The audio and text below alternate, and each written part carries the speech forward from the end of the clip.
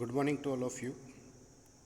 મિત્રો, આજે આપણે ઓટોમોબાઈલ એન્જિનિયરિંગના 7th સેમેસ્ટરની અંદર ભણવામાં આવતા સબ્જેક્ટ વ્હીકલ ટેસ્ટિંગ એન્ડ હોમોલોગેશન વિશે ચર્ચા કરીશું. મિત્રો, સબ્જેક્ટ જે છે તેની અંદર વ્હીકલની અંદર કરવામાં આવતા અલગ અલગ પ્રકારના ટેસ્ટ અને હોમોલોગેશન એટલે કે સર્ટિફિકેશન, આ સબ્જેક્ટની અંદર આપણે વ્હીકલ જે તૈયાર થાય છે ત્યારબાદ તેના ઉપર અલગ અલગ પ્રકારના પરફોર્મન્સ લગતા, બોડીને લગતા અલગ અલગ પ્રકારના ટેસ્ટ કરવામાં આવતા હોય છે. અને જો વ્હીકલ આ ટેસ્ટમાંથી પાસ થાય તો વ્હીકલને સર્ટિફિકેટ આપવામાં આવે છે અને ત્યારબાદ વ્હીકલ માર્કેટની અંદર સેલિંગ માટે અવેલેબલ બને છે. મિત્રો, તમે આગળના સેમેસ્ટરની અંદર automobile chassis and body engineering સબ્જેક્ટમાં વ્હીકલના અલગ અલગ પ્રકારના ક્લાસિફિકેશન વિશે ભણી ગયા હશો. આ સબ્જેક્ટની અંદર તમારે વ્હીકલની બોડી કયા પ્રકારની હોય છે અને બોડીના આધારે તેના ક્લાસિફિકેશન વિશે થોડી માહિતી મેળવેલી હશે. ઉપરાંત વ્હીકલની અંદર અલગ અલગ પ્રકારના જે ડિઝાઇન કરતી વખતે પેરામીટર આવે છે, જેમ કે એરોડાયનેમિક શેપ, અને એરોડાયનેમિક શેપને જાળવવા માટેના કયા કયા પરિબળો છે, અથવા તો એરોડાયનેમિક ઇફેક્ટ જાળવી રાખવા માટે કઈ કઈ પ્રકારની એડ્સ એમાં અવેલેબલ હોવી જોઈએ એ વિશેની માહિતી મેળવી હશે. વ્હીકલની અંદર થતા વાઇબ્રેશન, નોઇઝ, અથવા તો વ્હીકલની અંદર અલગ અલગ ઇન્ટિરિયર પાર્ટ્સ જે યુઝ કરવામાં આવે છે, એક્સટિરિયર પાર્ટ્સ જે યુઝ કરવામાં આવે છે, વ્હીકલની બોડી, વ્હીકલનો જે શેપ અને તેના આધારે તેના ઉપર કરવામાં આવતા અલગ અલગ પ્રકારના પરફોર્મન્સ બેઝિસ ટેસ્ટની માહિતી મેળવી શક્યા હશો. મિત્રો, આ સબ્જેક્ટની અંદર આપણે વ્હીકલ જ્યારે આપણે માર્કેટની અંદર કોઈ પણ નવું વ્હીકલ લોન્ચ કરવાનું હોય છે તો એ જે તે વ્હીકલ મેન્યુફેક્ચરર દ્વારા મેન્યુફેક્ચરિંગ થયા બાદ એની એજન્સી હોય છે અલગ અલગ, અને આ એજન્સીની અંદર વ્હીકલનો પરફોર્મન્સ ઉપર વ્હીકલના શેપ અને તેના અલગ અલગ જે પાર્ટ્સ હોય તેના ટેસ્ટિંગ કરવામાં આવે છે. અને વ્હીકલ ટેસ્ટ થયા પછી જે તે ઓથોરિટીઝ જે છે એ વ્હીકલને માર્કેટની અંદર લોન્ચ કરવા માટેનું અથવા તો વેચવા માટે સર્ટિફિકેટ અથવા તો પ્રમાણપત્ર આપે છે, કે જેના આધારે વ્હીકલના અલગ અલગ જે પેરામીટર જે છે, સેફ્ટી પોઈન્ટ ઓફ વ્યૂ જોઈએ, પરફોર્મન્સ પોઈન્ટ ઓફ વ્યૂ જોઈએ, એર્ગોનોમિક્સ પોઈન્ટ ઓફ વ્યૂ જોઈએ, તો આ બધા જ ફીચર્સ જે છે એ જે તે દેશ દ્વારા અથવા તો અમુક જે સ્ટાન્ડર્ડ છે એ ઇન્ટરનેશનલ સ્ટાન્ડર્ડ હોય છે, તો એના આધારે જો પૂર્ણતઃ તેમાં ઉપયોગ કરવામાં આવ્યો હોય તો વ્હીકલને લોન્ચ કરવા માટે અથવા તો તેને માર્કેટમાં સેલિંગ કરવા માટેનું પ્રમાણપત્ર છે તે આપવામાં આવતું હોય છે. અને ત્યારબાદ મેન્યુફેક્ચરર જે તે વ્હીકલ લોન્ચ કરવા માગતા હોય માર્કેટમાં એ લોન્ચ કરી શકે છે. તો સૌથી પહેલાં આપણે એમાં કન્ટેન્ટ વિશે વાત કરીએ તો કન્ટેન્ટની અંદર ઇન્ટ્રોડક્શન. મિત્રો, ઇન્ટ્રોડક્શનની અંદર સૌપ્રથમ આપણે વ્હીકલ ટેસ્ટિંગ અને હોમોલોગેશન વિશે માહિતી મેળવવાની આવશે. એટલે કે વ્હીકલ ટેસ્ટિંગ એટલે શું, કયા પ્રકારના હોય છે, અથવા તો હોમોલોગેશન પ્રોસેસ શું છે, હોમોલોગેશન પ્રોસેસની જરૂરિયાત શા માટે છે, વ્હીકલના ટેસ્ટિંગ કરવા માટેના ઓર્ગેનાઇઝેશન કયા કયા છે, કયા કયા ઓર્ગેનાઇઝેશન જે છે એમાં કયા કયા પ્રકારના ટેસ્ટ કરવામાં આવે છે, કઈ કઈ ઓથોરિટી જે છે એ સર્ટિફિકેશનનું કામ કરે છે, તેના વિશે માહિતી મેળવવાની આવશે. ત્યારબાદ તેમાં જ અલગ અલગ અપ્રુવલ પ્રોસેસ આવે છે. એટલે કે કોઈપણ વ્હીકલ જે છે એમાં કમ્પોનન્ટનું છે અપ્રુવલ લેવાનું, પાર્ટ્સનું લેવાનું છે એપ્રુવલ, સિસ્ટમનું એપ્રુવલ લેવાનું છે, અથવા તો પૂરેપૂરી બોડી જે છે, પૂરેપૂરું વ્હીકલ જે છે એનું એપ્રુવલ લેવાનું હોય તો તે અંગેની માહિતી પણ અહીં આપણે મળશે. અને કન્ફર્મિટી ઓફ ધ પ્રોડક્શન ટેસ્ટ એટલે કે જે કોઈ વ્હીકલ મેન્યુફેક્ચરિંગ થયા પછી તેનું સમયાંતરે અમુક ઇન્ટરવલ બાદ ફરી વખત ટેસ્ટિંગ કરવાનું હોય છે અથવા તો ઓડિટ કરવાનું રહેતું હોય છે અને તેના આધારે નક્કી કરવાનું હોય છે. તો આની વિશે આપણે માહિતી આ ચેપ્ટરની અંદર મેળવશું. ચેપ્ટર નંબર 2 છે એન્જિન ફ્યુલ સિસ્ટમ અને એમિશન ટેસ્ટિંગ. મિત્રો, આની અંદર આપણે એન્જિન, ફ્યુલ સપ્લાય સિસ્ટમ અને એક્ઝોસ્ટમાંથી જે ધુવાડો નીકળતો હોય છે તો એના વિશે આપણે માહિતી મેળવવાની હોય છે. એન્જિનની અંદર આપણે જોવા જઈએ તો સ્પીડ મેજરમેન્ટ. એન્જિનની સ્પીડ કેના આધારે અથવા તો કયા કયા પરિબળોના આધારે છે તે મેજર કરવામાં આવતી હોય છે એની વિશે માહિતી આપણે આ ચેપ્ટરની અંદર મેળવીશું. બીજું જોઈએ તો કે fuel consumption, measurement of fuel consumption. Fuel supply system જે છે એની અંદર જોઈએ તો આપણે પેટ્રોલ ટેન્ક અથવા તો ડીઝલ ટેન્ક અથવા તો ફ્યુલ ટેન્કથી એન્જિન ઇનલેટ મેનિફોલ્ડ મારફત સિલિન્ડરની અંદર જે કોઈ પણ ફ્યુલ સપ્લાય થાય છે તો ત્યાંથી ટેન્કથી સિલિન્ડર સુધી જે ફ્યુલ સપ્લાય સિસ્ટમની અંદર ફ્લોનો મેજરમેન્ટ અથવા તો એની સ્પીડ મેજરમેન્ટ અથવા તો એનું કન્ઝમ્પશન કેટલું થાય છે એનું મેઝરમેન્ટ જે છે તે અહીં આપણે કરવામાં આવશે. ત્યાર પછી જોવા જઈએ તો એન્જિનની અંદર brake horse power, indicated horse power અને ફ્રિક્શન હોર્સ પાવર, આ 3 મેઇન પાવરને રિલેટેડ ડેફિનેશન છે.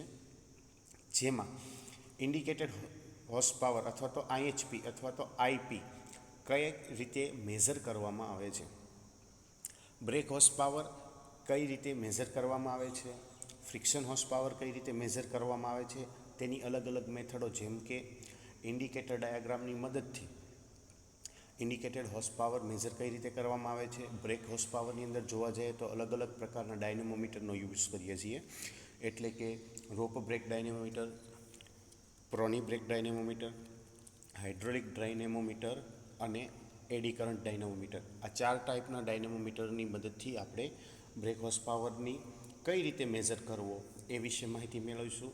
ત્યારબાદ આવે છે ફ્રિક્શન હોર્સ પાવર. તો કે ફ્રિક્શન હોર્સ પાવર મેઝર કરવા માટે આપણે વિલન્સ લાઇન મેથડ છે એનો ઉપયોગ કરતા હોઈએ છીએ, મોર્સ ટેસ્ટનો ઉપયોગ કરતા હોઈએ છીએ અને મોટરિંગ ટેસ્ટ. આ 3 પ્રકારના ટેસ્ટની મદદથી એન્જિનની અંદર જે ફ્રિક્શન હોર્સ પાવર અથવા તો જે ફ્રિક્શન પાવર છે એના વિશેની આપણે ચર્ચા કરીશું.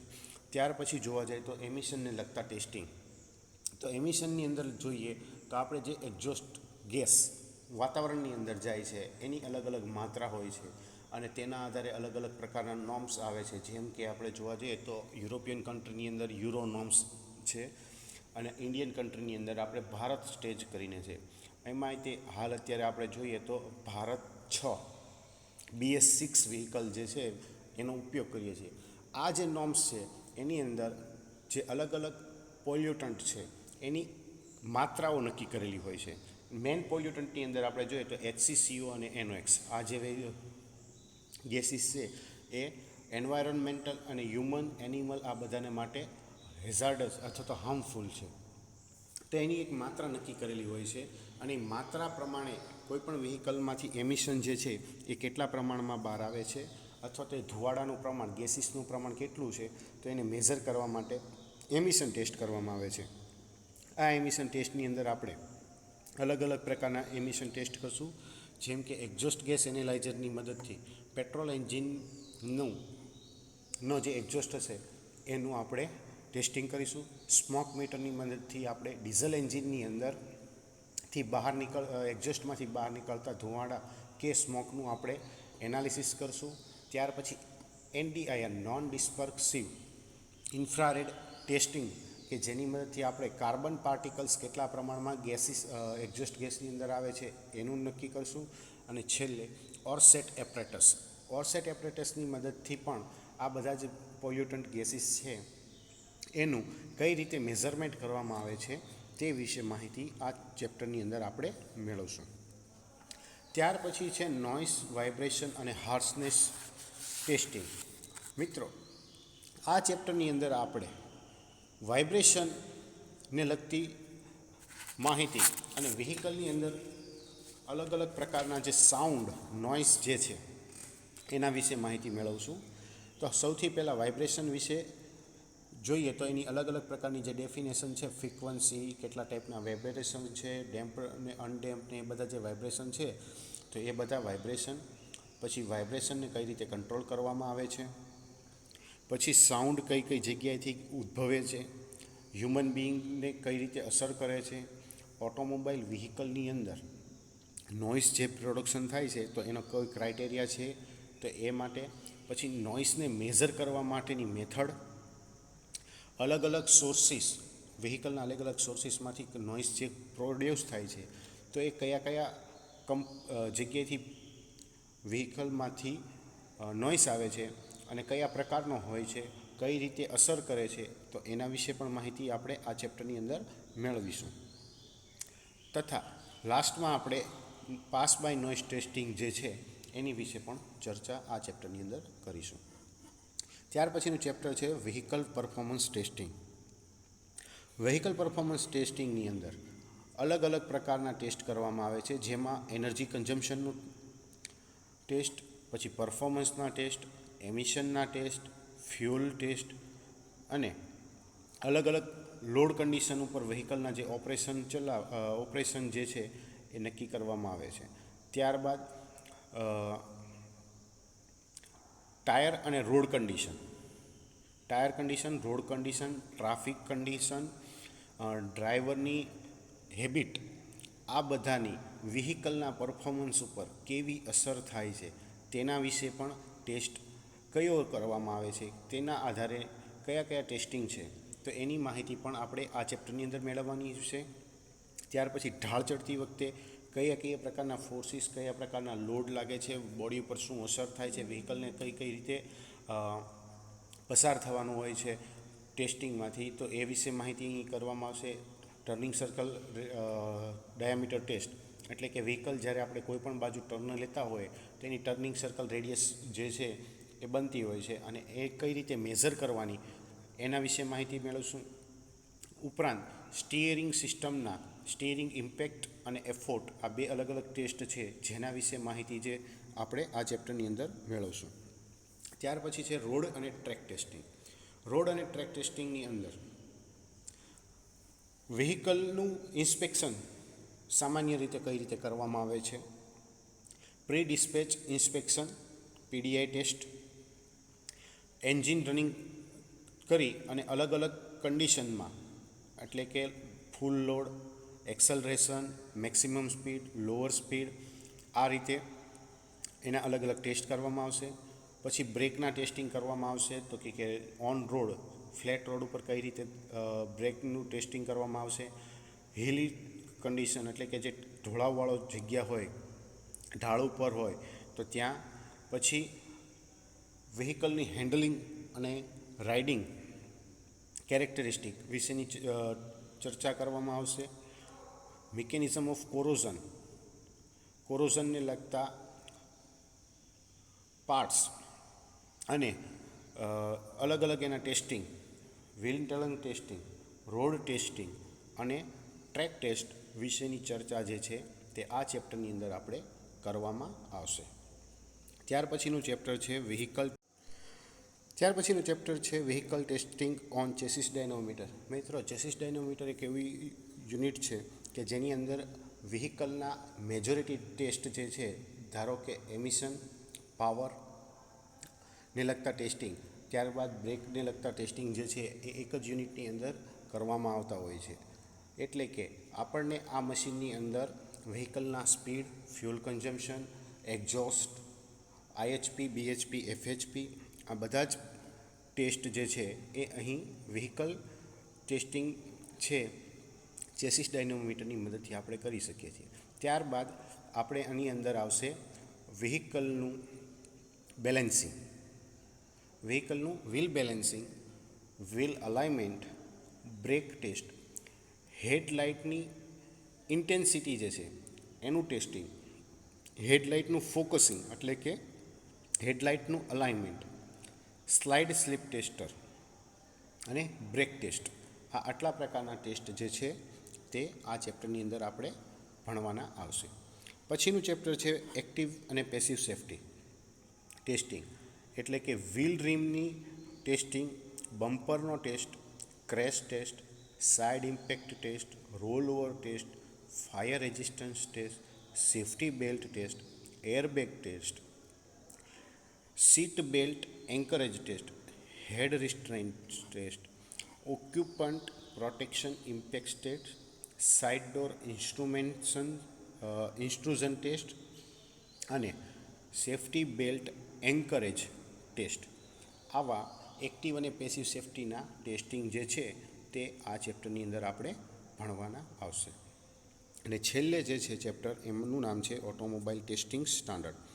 મિત્રો, આની અંદર આપણે અલગ અલગ પ્રકારના વ્હીકલના સ્ટાન્ડર્ડ વિશેની ચર્ચા કરવામાં આવશે.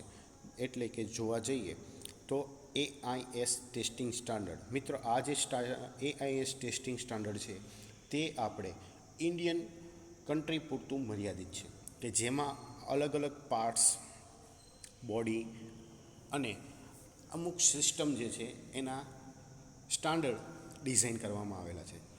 ત્યારબાદ જોઈએ તો યુરો સ્ટાન્ડર્ડ. યુરો સ્ટાન્ડર્ડની અંદર યુરોપિયન કન્ટ્રીની અંદર ઉપયોગ કરવામાં આવતા સ્ટાન્ડર્ડ જે છે એનું કઈ રીતે બનાવવામાં આવ્યા છે, કયા કયા એના પેરામીટર ધ્યાનમાં રાખવાના છે, તો એના વિશેની માહિતી જે છે આપણને યુરો સ્ટાન્ડર્ડની અંદર મળશે. SAE society of automotive engineers દ્વારા અમુક સ્ટાન્ડર્ડ જે છે એ વ્હીકલના બનાવવામાં આવેલા છે, જેને આપણે ઇન્ટરનેશનલ સ્ટાન્ડર્ડ તરીકે પણ ઓળખી શકીએ છીએ. અને ત્યારબાદ છે ISO standard for the safety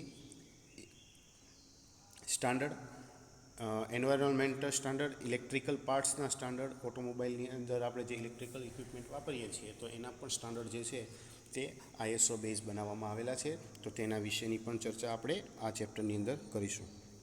હવે આપણે જોઈએ ચેપ્ટર નંબર 1 ઇન્ટ્રોડક્શન. મિત્રો, ચેપ્ટર 1 જે છે એની અંદર આપણે હોમોલોગેશન અને વ્હીકલ ટેસ્ટિંગ વિશેની બેઝિક માહિતી જે છે એ મેળવવાની આવશે. તો સૌથી પહેલાં આપણે જોઈએ હોમોલોગેશન એટલે શું. તો કે હોમોલોગેશન છે એ એક એવી પ્રક્રિયા છે કે જેમાં કોઈ પણ વ્હીકલ કન્ટ્રીમાં, કોઈ પણ દેશની અંદર રોડ ઉપર ચાલવા માટે યોગ્ય છે કે નહીં, અથવા તો બહારથી કોઈ પણ આપણે વાહન જે છે એ આપણે કોઈ પણ વાહન બહારથી આપણે બીજા કન્ટ્રીમાંથી ઇમ્પોર્ટ કરીએ છીએ, તો એ વાહન આપણા દેશની અંદર ચાલવા માટે યોગ્ય છે કે નહીં તે વિશેની સર્ટિફાઈડ કરવામાં આવતી ગવર્મેન્ટની, સેન્ટ્રલ ગવર્મેન્ટની એક બોડી છે અને એ આપણને સર્ટિફિકેટ આપવાનું કામ કરે છે. જેની અંદર ઇન્ડિયન કન્ટ્રી અંદર આપણે વાત કરીએ તો કે આપણે સેન્ટ્રલ મોટર વ્હીકલ એક્ટ જે છે તેના દ્વારા નક્કી કરવામાં આવેલા અમુક નિયમો હોય છે કે જેની અંદર સેફ્ટી, રોડ કન્ડિશન, એમિશન, આ બધા જ પેરામીટર છે એ ધ્યાનમાં રાખવામાં આવે છે ઇન્ડિયા માટે.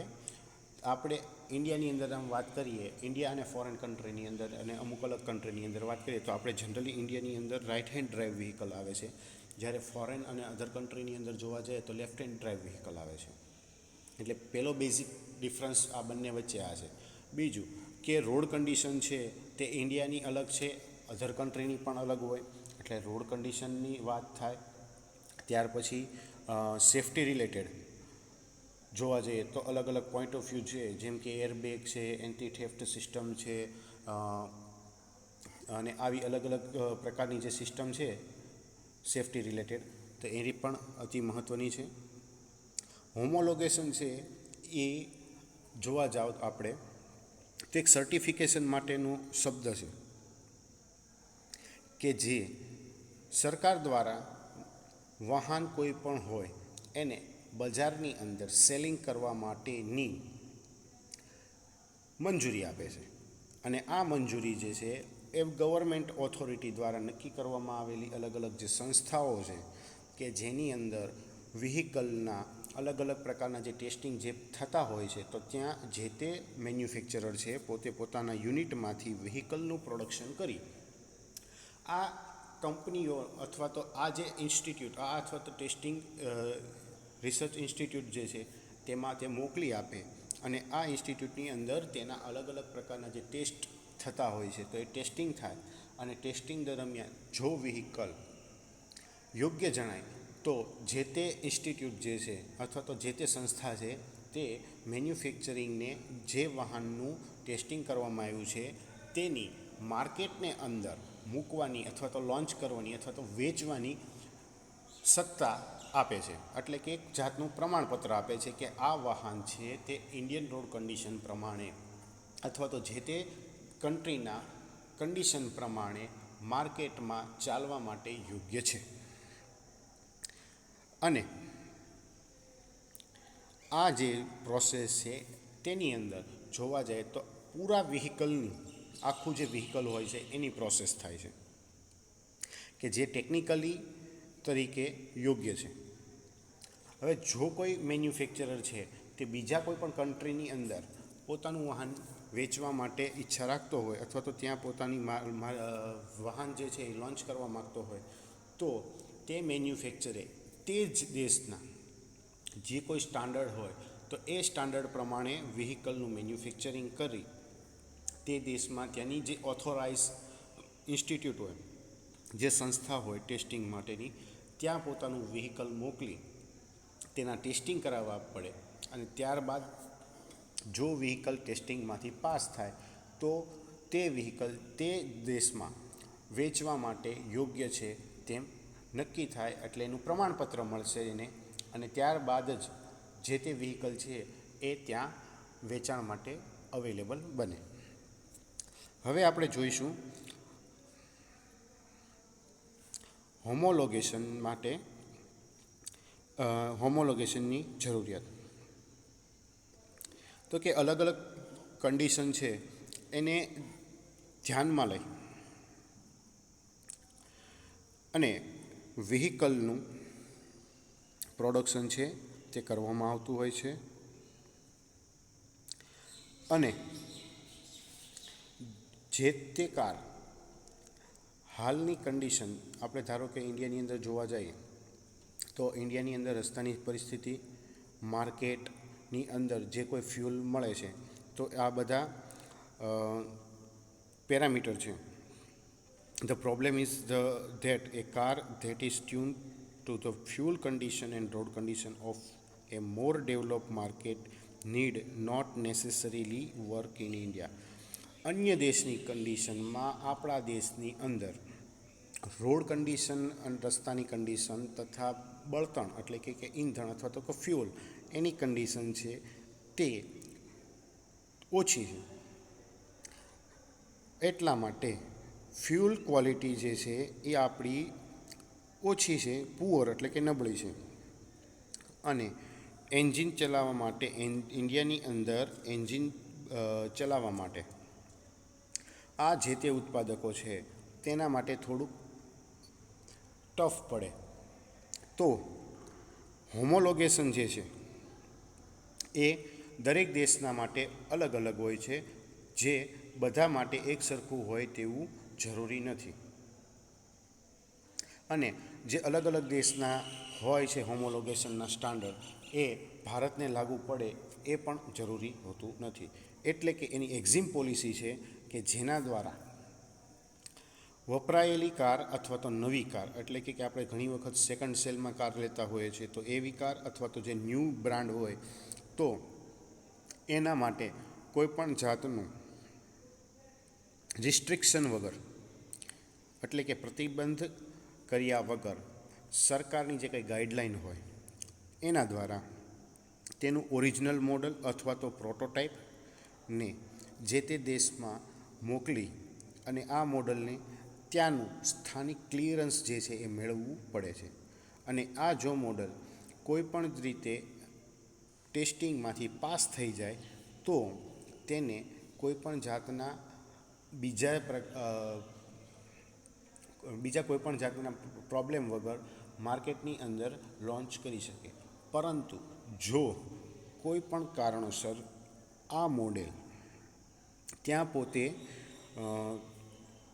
ફેલ થાય તો જરૂરી સુધારા વધારાની સૂચન જે છે એ ત્યાંની રિસર્ચ ઇન્સ્ટિટ્યૂટ દ્વારા કરવામાં આવતા હોય છે અને આ સુધારા વધારા મેન્યુફેક્ચરર પોતાના વ્હીકલની અંદર કરી અને ફરીથી પોતે વ્હીકલ જે છે એ ઇન્સ્ટિટ્યૂટની અંદર મોકલી શકે અને ત્યારબાદ ફરીથી તેનું ટેસ્ટિંગ કરવામાં આવે છે અને જો તે યોગ્ય ઠરે તો ફરીથી તેને પાસનું સર્ટિફિકેશન આપવામાં આવે છે અને ત્યારબાદ વ્હીકલ જે છે એ ત્યાં લોન્ચ થઈ શકે છે. હવે આપણે જોઈએ વ્હીકલની કેટેગરી. મિત્રો, વ્હીકલની કેટેગરીઝ છે એ અલગ અલગ કેટેગરીની અંદર વ્હીકલને ડિવાઈડ કરવામાં આવેલા છે, જેમાં વ્હીકલના ટાઈપના આધારે જોવા જઈએ તો એક એલ કેટેગરી છે તેની અંદર 2 વ્હીલર વ્હીકલો જે છે તેનો સમાવેશ થાય છે. એમ કેટેગરીની અંદર 4 વ્હીલ વ્હીકલનો ઉપયોગ કરવામાં આવ્યો છે. એન કેટેગરીની અંદર કોમર્શિયલ વ્હીકલની સ્થાન આપવામાં આવ્યું છે, જ્યારે ઓ કેટેગરીની અંદર જે ટ્રેલર બેઝ વ્હીકલ છે, ટ્રેલર, તેનો ઉપયોગ કરવામાં આવ્યો છે. તો L1 કેટેગરી સૌથી પહેલાં આપણે જોઈશું.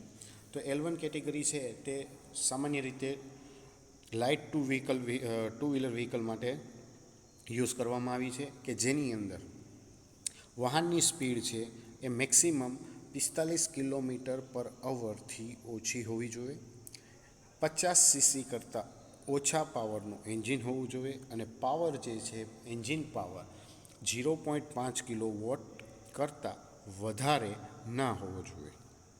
ત્યાર પછી જોવા જઈએ તો કેટેગરી છે L2 કેટેગરીની અંદર છે એ 2 વ્હીલમાંથી એક વ્હીલ જે પાછળ એક્સટેન્ડ કરવામાં આવે છે અને બોડી કવર કરવામાં આવે છે, એટલે કે 3 વ્હીલ મોપેડ, જેની ફિગર આપણે આકૃતિમાં તમે જોઈ શકો છો.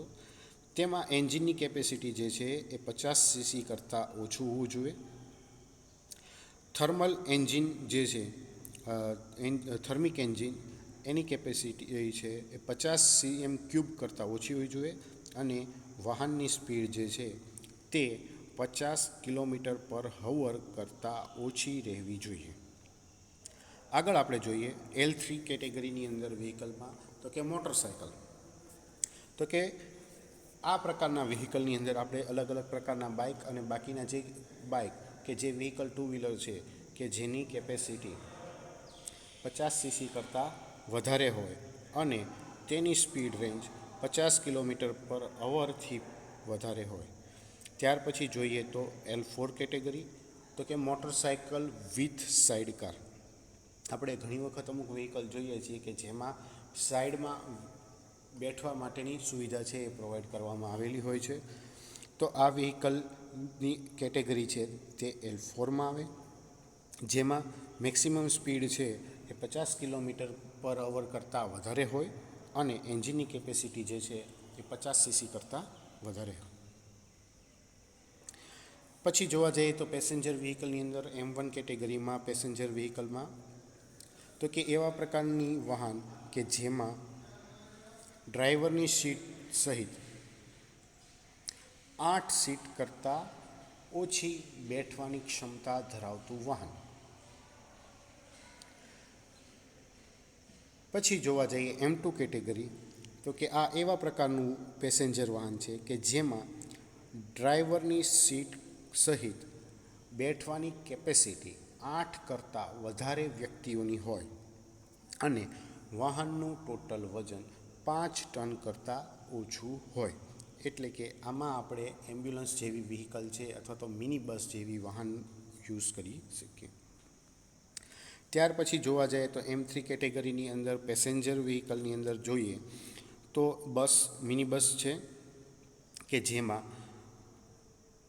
બેઠક ક્ષમતા ડ્રાઈવર સહિત 8 વ્યક્તિઓની કરતાં વધારે હોય અને વાહનનું વજન છે એ 5 ટન કરતાં વધારે હોય. આ કેટેગરીમાં આપણે બસનો ઉલ્લેખ કરી શકીએ. હવે કેટેગરી જોઈએ N1 કેટેગરી વ્હીકલ. મિત્રો, આ કેટેગરીની અંદર આપણે ગુડ્સ વ્હીકલનું ક્લાસિફિકેશન એક જોતા કયો અથવા તો કેટેગરાઇઝ જો કયો તો તે કરવામાં આવેલું છે. તો તેમાં સૌથી પહેલાં N1 કેટેગરીમાં લાઇટ વાન અથવા તો ટ્રક વ્હીકલ જે છે તે અહીં આ કેટેગરીમાં સમાવેશ થાય છે કે જેનું વજન 3.5 ટન અથવા તો તેના કરતાં ઓછું હોય. ફિગરની અંદર તમે જોઈ શકો છો.